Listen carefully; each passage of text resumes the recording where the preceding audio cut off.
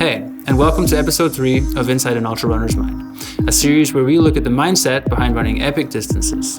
We've already talked about why and how our runners do what they do. Today, we're going to talk about how it impacts their lives and try to answer the question, can anyone go ultra? What has ultra running taught you outside of your running life? Ultra running has given me the confidence to know that I can do anything that I put my mind to. Absolutely. Ultra running has made me ridiculously off the charts self-confident. There's nothing that is going to knock me off my square in life. When you're immersed in nowadays society where everyone is busy, waking up early, going to work, and then after a few months of that routine, you end up thinking certain things are important that aren't. But then if you go a very long distance, after a very long time, you get tired, your feet start to hurt, and then suddenly you realize again, okay, life is simple. I just want to be warm again. I want to eat something and I want to sleep. And that's it. It's a really nice reset button to get rid of all nonsense that you are worrying about and realize, okay, it's simpler than you think. So it kind of silences that inner critic, if you like. You can focus on being in the moment rather than whatever's come before or what's yet to come. What you just described as the inner critic or the inner narrator, a neuroscientist might call the default mode network, which is this set of brain circuits that fires up a lot, right, when we're distracted. And it's a kind of offering a commentary on what's going on right now. And it can get stuck in the past or the future where you're kind of ruminating or about what you did wrong yesterday or what you're worrying about tomorrow. It's associated with anxiety and depression because when you've constantly got this kind of inner monologue, getting stuck in the past or worrying too much about the future, it's not great for our mental health. And there's some good evidence that running quietens down these parts of the brain, which might fit exactly in with this kind of mind clearing, being in the moment, and some of the mental health benefits of running. Just what you said, Ben, really resonates with me right now. We're really socially isolated. I mean, the whole world is. There's a lot of inner monologue going on right now about reliving past decisions and conversations and worrying about the future. Right now, when I'm running, it is an escape from those conversations that are kind of circling in my head. I feel like running is giving me the tools to deal with it. Are there times when you might be going through a difficult period and you sort of say to yourself, I've done this, I can push through this? Absolutely. That's my entire life. I'd say there's no way this is going to beat me because I did that. It's like all my achievements are written on my brain in Sharpie, just permanent indelible ink. And so when something comes up, I'm like, that little thing, whatever, not even an issue. I think it's going both ways. If I have a difficulty in everyday life, I can fall back on what I experienced as a runner, but I can also see everyday struggles as a mental training for upcoming running projects. So it goes both ways a bit for me. Yeah, I think if I'm having a hard time in life and I'm processing that on the trail, like one kind of physiological thing that's interesting is I run for heart rate to keep it below a certain rate so that I can go longer. And if I'm processing something difficult, I look and my heart rate is just skyrocketed because I'm working on something, and in my personal life, it's the same way. And so in running, I've learned like, all right, you need to control that emotion and breathe through it and kind of like sit with it. And in my personal life, I can do the same, and I find that to have been immensely helpful in my life.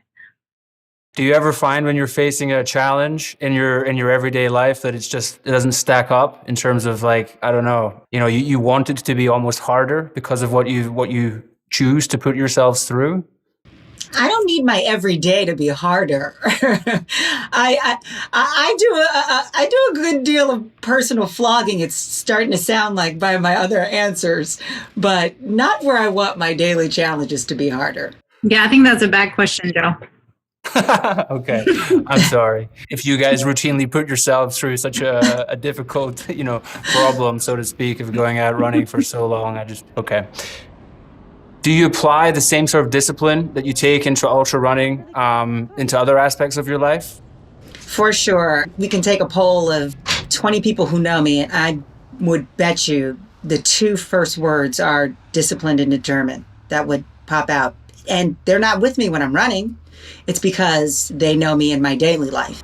I'm extremely disciplined to the point that it can be a bit much. I get it. My life is very strict. During my actual job, it's very strict, and it's strict enough. And outside from my job, I want my training to be loose and just run on feel and make enough time for it. But I'm not the type of person who wakes up every morning at 6 a.m., gets running at 6:15, and has a discipline in that sense. But I'm very dedicated. So when I have an idea, I go through with it until it's done. Well, for the past 365 days, my time has been spent in my home with my family. So it requires an immense amount of discipline to get a full 8 hours of work in, plus running or working out and teaching the kids, cooking dinner, doing the laundry. And I know, from running, what I've learned is that I need routine. And I didn't know that before, but keeping that routine, as mundane as it is, has absolutely helped me, I don't want to say thrive during this pandemic, but probably survive would be a better word. It's so funny how different all of the answers, or many of the answers that you guys give, but at the same time, there seems to be this red thread of determination of running through all of them. Maybe you're ultra runners. Maybe it's that simple. The three of us are very dedicated in our lives and in our running. Our strong mind is definitely the main thing that connects us as people and as ultra runners as well. My last question is, do you think that anyone can do it? Everybody who wants to do it can do it. Absolutely anybody could do it. You have to have a very healthy amount of delusion to do big things. And it's where that preparation meets that healthy amount of delusion that you get it done. But you got to believe in the beginning. So can anyone do it? Yes, but they have to believe they can first. Well, I absolutely think anyone can do it. And I think everyone should, or if not this, pick something, because I do think that running makes us better people. And we could use a few of those around. Getting through these big challenges is not just about making yourself feel better.